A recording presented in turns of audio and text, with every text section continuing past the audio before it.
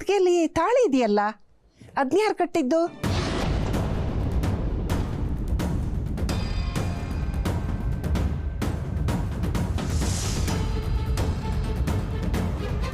ಅಮೇಯ.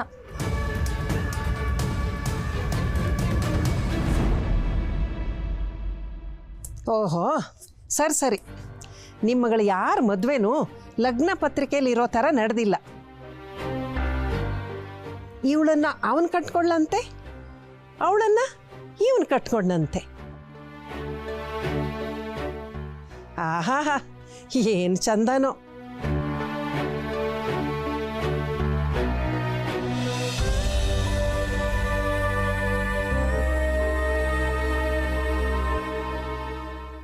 ಆಗಿನ ಕಾಲದಲ್ಲಿ ಒಂದನ್ನು ಕೊಟ್ಟು ಇನ್ನೊಂದನ್ನು ತಗೋತಾ ಇದ್ರು. ಯಾಕೆ ಗೊತ್ತಾ? ಸಂಬಂಧ ಉಳಿಸ್ಕೊಳ್ಳೋಕೆ. ಈಗಿನ ಕಾಲದಲ್ಲಿ ಕೊಡಲಿಲ್ಲ, ತಗೊಳ್ಳಿಲ್ಲ, ತಾನಾಗೆ ಎಲ್ಲನೂ ಬಂತು.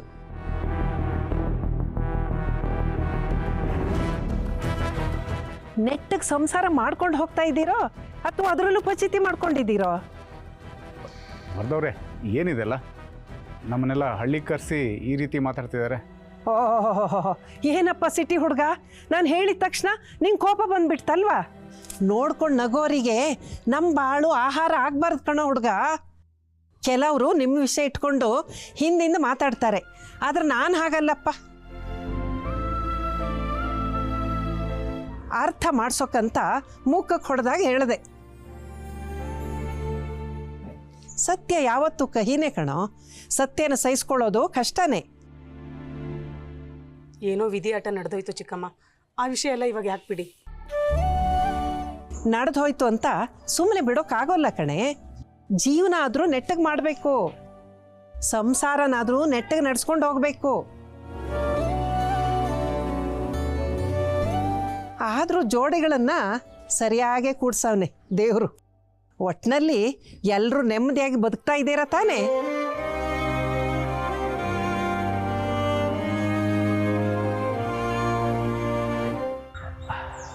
ಅಜ್ಜಿ, ಅಭಿ ಮತ್ತೆ ಆದ್ಯ ಅಣ್ಣ ತಂಗಿ.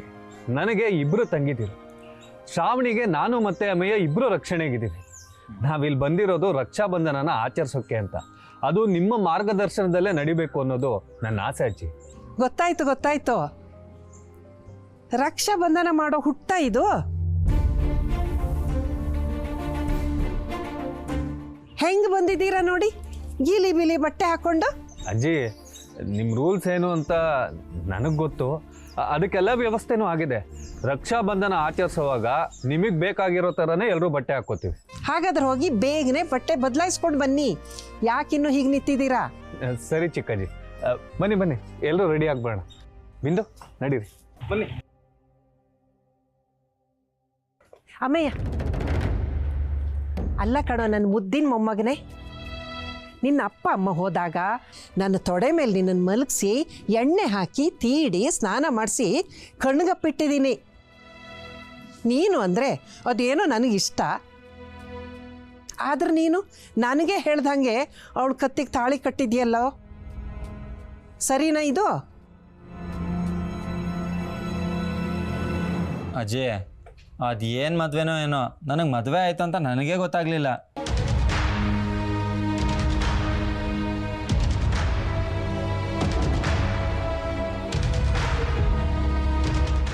ಏನಪ್ಪ ಹೇಳ್ತಿದ್ಯಾ?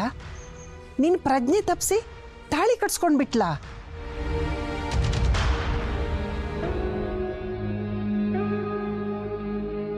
ಅಥವಾ ನೀನು ಕುಡಿದು ಮತ್ತೇರಿ ತಾಳಿ ಕಟ್ಬಿಟ್ಯಾ?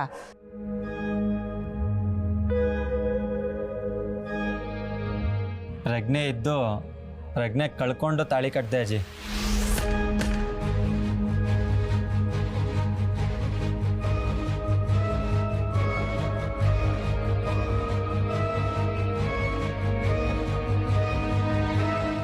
ಸರಿ, ಎಲ್ಲರೂ ಒಳಗೆ ಬನ್ರಪ್ಪ. ಬಾಮ್ಮ.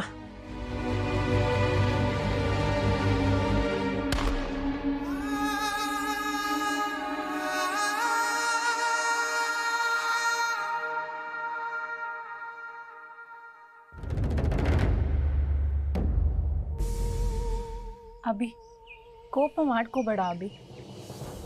ರಕ್ಷಾಬಂಧನ ಸೆಲೆಬ್ರೇಷನ್ಸ್ ಅಂತೆಲ್ಲ ಹೇಳಿ ಇಲ್ಲಿವರೆಗೂ ಕರ್ಕೊಂಬಂದು ನನ್ನ ತಂಗಿಗೆ ನನ್ನ ಮುಂದೆನೇ ಅವಮಾನ ಮಾಡ್ತೀರಾ? ಏನು ಅಂದ್ಕೊಂಡಿದ್ದೀರಾ? ನನ್ನ ತಮ್ಮಂಗೆ ನಿನಗೆ ಹರ್ಟ್ ಮಾಡೋ ಉದ್ದೇಶ ಇರಲಿಲ್ಲ ಅಭಿ. ಓ, ಅವ್ನು ಸರಿಯಾಗೇ ಹೇಳಿದ್ದ, ಅದನ್ನು ನಾನು ಮಿಸ್ಟೇಕ್ ಮಾಡ್ಕೊಂಡಿದ್ದೆ ಅಲ್ವಾ? ಅದು ಹಾಗಲ್ಲ ಅಭಿ, ಏನೋ ಬೇಜಾರಲ್ಲಿ ಹೇಳಿದ್ದಾನೆ. ಪ್ಲೀಸ್ ಬಿಟ್ಬಿಡು. ಯಾವಾಗಲೂ ನಾನೇ ಬಿಟ್ಕೊಡ್ಬೇಕಾ? ಅವ್ನು ನಿಜವಾಗ್ಲೂ ಮದುವೆ ವಿಷಯದಲ್ಲಿ ಖುಷಿ ಇದ್ದರೆ ಈ ರೀತಿ ಮಾತಾಡ್ತಾ ಇರಲಿಲ್ಲ.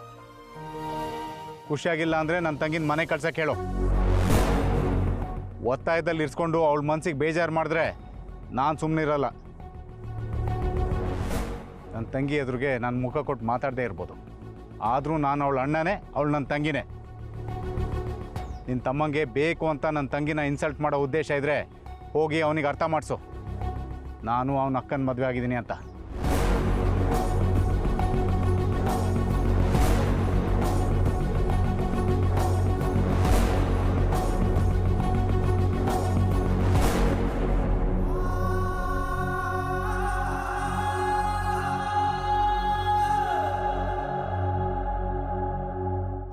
ಮೊಮ್ಮಗನೇ,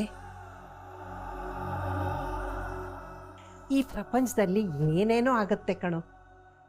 ನಿನ್ನ ಮದುವೆ ಆಗಿದೆ ಅಷ್ಟೇ. ಹುಟ್ಟು, ಸಾವು, ಮದುವೆ ಇದ್ಯಾವುದು ನಮ್ಮ ಕೈಯಲ್ಲಿರೋದಿಲ್ಲ. ನಿನ್ನ ಗಮನಕ್ಕೆ ಬರ್ದಂಗೆ ನಿನ್ನ ಮದುವೆ ಆಗಿದೆ ಅಂದರೆ ಅದು ನಿನ್ನ ಕೈಯಲ್ಲಿಲ್ಲ ಅಂತಾನೆ ಅರ್ಥ. ಋಣಾನುಬಂಧ ರೂಪೇಣ ಪಶು ಪತ್ನಿ ಸುತ ಆಲಯ ಅಂತ ಒಂದು ಮಾತಿದೆ, ಕೇಳಿದ್ಯಾ? ಒಂದು ಮನೆಗೆ ಕಾಮಧೇನು ಬರೋದಕ್ಕೂ ಹೆಂಡತಿ ಮನೆ ತುಂಬೋದಕ್ಕೂ ಋಣಾನುಬಂಧ ಇರಬೇಕು. ಅದಿಲ್ಲ ಅಂದರೆ ಇದ್ಯಾವುದು ನೆರವೇರೋದಿಲ್ಲ. ಆದ್ಯಾಗೆ ನಿನ್ನ ಜೊತೆ ಬಾಳೋ ಋಣ ಇತ್ತು ಅನ್ಸುತ್ತೆ, ಅದಕ್ಕೆ ಬಂದಿದ್ದಾಳೆ. ನೀವು ನನ್ನನ್ನು ಎಷ್ಟು ಇಷ್ಟಪಡ್ತೀರಾ ಅಜ್ಜಿ. ನನ್ನ ಮದುವೆ ಆದಮೇಲೆ ಈಗೆಲ್ಲ ಆಯಿತು ಅನ್ನೋ ವಿಚಾರನ ನಾನು ನಿಮ್ಮ ಹತ್ರ ಹೇಳ್ಕೊಂಡೇ ಇಲ್ಲ. ಸಾರಿ. ಅಯ್ಯೋ, ಅದು ಬಿಡೋ, ಪರವಾಗಿಲ್ಲ. ಆದರೂ ನಿನ್ನ ಹೆಂಡತಿ ಸಖತ್ತಾಗಿದ್ದಾಳೆ ಕಣೋ. ಅವಳನ್ನು ಪ್ರೀತಿ ಮಾಡ್ತೀಯ ತಾನೇ? ಅವಳನ್ನು ಪ್ರೀತಿ ಮಾಡಿಲ್ಲ ಅಂತಂದರೆ ನಿನಗೆ ನಿನ್ನ ಜೀವನನ ಅನುಭವಿಸಕ್ಕೆ ಬರೋಲ್ಲ ಅಂತಾನೆ ಅರ್ಥ. ಇದನ್ನು ಅರ್ಥ ಮಾಡ್ಕೋ. ಹೇಯ್, ಹೇಳು ಮೊಮ್ಮಗನೇ. ಈಗಿನ ಕಾಲದ ಹುಡುಗರು ಪ್ರೀತಿ, ಪ್ರೇಮ, ಪ್ರಣಯದ ವಿಚಾರದಲ್ಲಿ ಹೆಂಗಿರಬೇಕು ಗೊತ್ತಾ? ನೀನು ನೋಡಿದರೆ ಆಕಾಶನೇ ತಲೆ ಮೇಲೆ ಬಿದ್ದಂಗೆ ಆಡ್ತಾ ಇದ್ಯಾ. ಹೇಳೋ. ಆ ದಿನ ನಾನು ತುಂಬ ಪ್ರೀತಿಸ್ತೀನಿ ಅಜ್ಜಿ. ಅದೆಷ್ಟು ಅಂದರೆ ಅದನ್ನು ಹೇಳ್ಕೊಳ್ಳೋದಕ್ಕಾಗಲ್ಲ. ಅವಳು ನನಗೆ ಸಿಗಬೇಕು ಅಂತ ನಾನು ಒದ್ದಾಡ್ತಾ ಇದ್ದೆ. ಆದರೆ ಅವಳು ನನಗೆ ಸಿಕ್ಕಿದ ಮೇಲೆ ಆ ಒಂದು ವಿಚಾರಕ್ಕೆ ಅವಳ ಮೇಲೆ ಕೋಪ ಹೋಗಲಿಲ್ಲ ನನಗೆ. ಈ ಮದುವೆ ಹೇಗೆ ನಡೀತು ಅನ್ನೋದು ಮುಖ್ಯ ಅಲ್ಲ ಕಣೋ, ಮದುವೆ ನಡೀತು ಅಷ್ಟೇ ಮುಖ್ಯ. ಈಗ ಆಗ ಹೋಗಿರೋದ್ರ ಬಗ್ಗೆ ಯೋಚನೆ ಮಾಡಿ ನಿನ್ನ ವಯಸ್ಸನ್ನು ಹಾಳು ಮಾಡ್ಕೋಬೇಡ. ಎಲ್ಲ ಮರೆತು ಒಳ್ಳೆ ಗಂಡನಾಗಿರು. ನನ್ನ ಅನುಭವದಲ್ಲಿ ಒಂದು ಮಾತು ಹೇಳ್ತೀನಿ, ಕರೆಕ್ಟಾಗಿ ಕೇಳಿಸ್ಕೊ. ಕೊನೆಗೆ ದ್ವೇಷ, ಕೋಪ, ಅಸೂಯೆ, ಹಠ ಯಾವುದು ಬರೋಲ್ಲ. ಹಿಂದಕ್ಕೆ ತಿರುಗಿ ನೋಡಿದಾಗ ನಮಗೆ ನೆನಪಾಗೋದು ನಾವು ನಮ್ಮ ಜೀವನದಲ್ಲಿ ಎಷ್ಟು ಸುಖವಾಗಿ, ಯಾರ ಜೊತೆಗೂ ಜಗಳ ಆಡದೆ, ಯಾವುದಕ್ಕೂ ಸ್ವಾರ್ಥ ಪಡದೆ ಎಷ್ಟು ನೆಮ್ಮದಿಯಿಂದ ಬಾಳಿ ಬದುಕಿದ್ದೀವಿ ಅನ್ನೋದು ಮಾತ್ರ. ನೀನು ನನ್ನ ವಯಸ್ಸಿಗೆ ಬಂದಾಗ ನೀನು ನಡೆದು ಬಂದ ಹಾದಿಯಲ್ಲಿ ನಿನಗೆ ಸುಖದ ಹೆಜ್ಜೆ ಗುರುತುಗಳೇ ಕಾಣಬೇಕು ಹೊರತು ದುಃಖದ ನೆರಳಲ್ಲ. ಅರ್ಥ ಆಯಿತು ಅಂದ್ಕೋತೀನಿ. ನಿಧಾನವಾಗಿ ಯೋಚನೆ ಮಾಡು.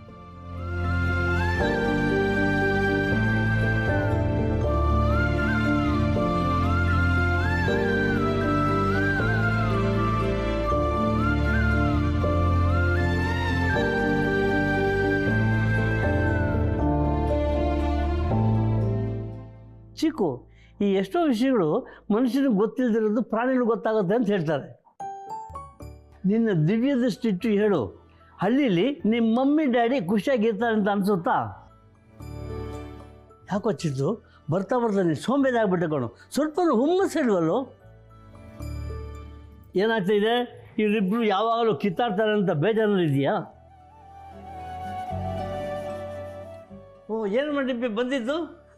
ಫೈಲ್ ಕೊಟ್ಟೋಗೋಣ ಅಂತ ಬಂದೆ ಸರ್. ಸರಿ ಕೊಡಮ್ಮ. ಏನ್ ಸರ್, ಮನೇಲಿ ಯಾರು ಕಾಣಿಸ್ತಾ ಇಲ್ಲ, ಎಲ್ಲೋಗಿದ್ದಾರೆ? ತನ್ವಿ ಮಂದಿ ಜೊತೆಲಿ ಅಷ್ಟೊಂದು ಕ್ಲೋಸ್ ಆಗಿರ್ತೀಯ, ಅವ್ರ ಜೊತೆ ಶಾಪಿಂಗ್ ಹೋಗ್ತಿರ್ತೀಯ.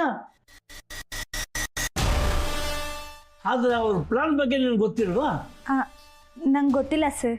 ಅವರೆಲ್ಲ ಹಳ್ಳಿಗೆ ರಕ್ಷಾಬಂಧನ ಹಬ್ಬನ ಆಚರಿಸೋಕ್ಕೆ ಹೋಗಿದ್ದಾರೆ. ಓ ಓಕೆ. ನೋಡಮ್ಮ, ನಿನ್ನ ತಂದೆ ವಯಸ್ಸು ನನಗೆ, ನನ್ನ ಎಕ್ಸ್ಪೀರಿಯನ್ಸಲ್ಲಿ ಅರ್ಧ ವಯಸ್ಸು ಕೂಡ ನಿನಗಾಗಿಲ್ಲ. ಹಾಗಾಗಿ ಹೇಳ್ತಾ ಇದ್ದೇನೆ, ಕೆಲಸ ಮಾಡೋಕ್ಕೆ ಬಂದಿದ್ಯಾ, ಕೆಲಸ ಮಾಡಿ ಮನೆಗೆ ಹೋಗು. ಕೆಟ್ಟವ್ರು ಸವಾಸ ಮಾಡಿ ಕೆಟ್ಟವಳಾದರೆ ಸಮಸ್ಯೆಗಳು ನಿನ್ನ ಬೆನ್ನಿಂದ ಬೀಳುತ್ತೆ. ದೊಡ್ಡವರು ತಪ್ಪಿಸ್ಕೊಳ್ತಾರೆ, ಆದರೆ ನೀನು ಸಿಗಾಕೋತೀಯ. ಹಣ್ಣು ತಿಂದು ನುಣ್ಚ್ಕೊತಾನೆ, ಸಿಪ್ಪೆ ತಿಂದು ಸಿಗಾಕೋತಾರೆ. ಅರ್ಥ ಆಯಿತು ಅಂತ ಅನ್ಕೋತೀನಿ. ಸರ್, ನಾನು ಇನ್ನೋಸೆಂಟು, ನನಗೇನು ಗೊತ್ತಿಲ್ಲ. ಈ ಮನೇಲಿ ಯಾರೂ ಇನ್ನೋಸೆಂಟ್ ಇಲ್ಲ, ಚೀಕುನ ಬಿಟ್ಟು. ನಿನ್ನಷ್ಟು ಇನ್ನೋಸೆಂಟ್ ಅಂತೂ ಯಾರು ಇರೋಕ್ಕೆ ಸಾಧ್ಯ ಇಲ್ಲ.